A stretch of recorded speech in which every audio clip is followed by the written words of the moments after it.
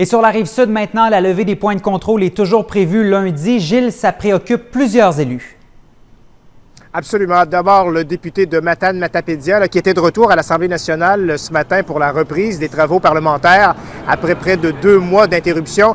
Et Pascal Bérubé, Simon n'y est pas allé par 4 chemins. Selon lui, le problème n'est pas ici, mais bien à Montréal.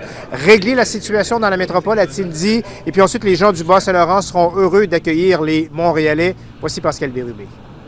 Les craintes des régions, là, si on règle la situation de Montréal, à tout le moins, si on a l'impression que c'est sous contrôle, vous allez voir les craintes diminuer partout au Québec, dans l'est du Québec, en Mauricie, en Abitibi, dans la Naudière. Alors, je vais inverser la perspective. Tournons les yeux vers Montréal. Donnons les moyens à la Ville de Montréal d'acheter des masques. J'ai eu des échanges avec Valérie Plante là-dessus. Décaissons de l'argent pour Montréal. Alors, de toute évidence, Simon, Québec n'a pas l'intention de maintenir les contrôles à l'entrée du Bas-Saint-Laurent au-delà de lundi prochain, au-delà du 18 mai. Donc, c'est pourquoi l'idée de plus en plus d'imposer une quarantaine obligatoire aux visiteurs qui viendraient dans le Bas-Saint-Laurent, elle fait son chemin, notamment à la table des élus du Bas-Saint-Laurent, qui en fait même une condition essentielle afin de limiter la propagation du virus et aussi pour s'assurer que la région continue à être bien épargnée. Voici Michel Lagacé.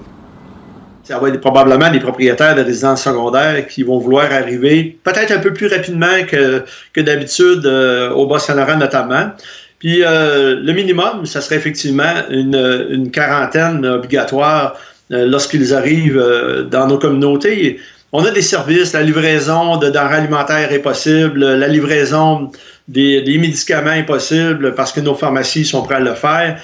Fait que je dirais que ça serait un acte de civisme intéressant de la part de ceux qui arrivent dans nos communautés. Je mentionne en terminant que le maire des Îles-de-Madeleine est lui aussi favorable à une quarantaine pour les visiteurs qui se rendront dans l'archipel, une façon d'assurer une transition vers un retour à une vie un peu plus normale. Merci Gilles.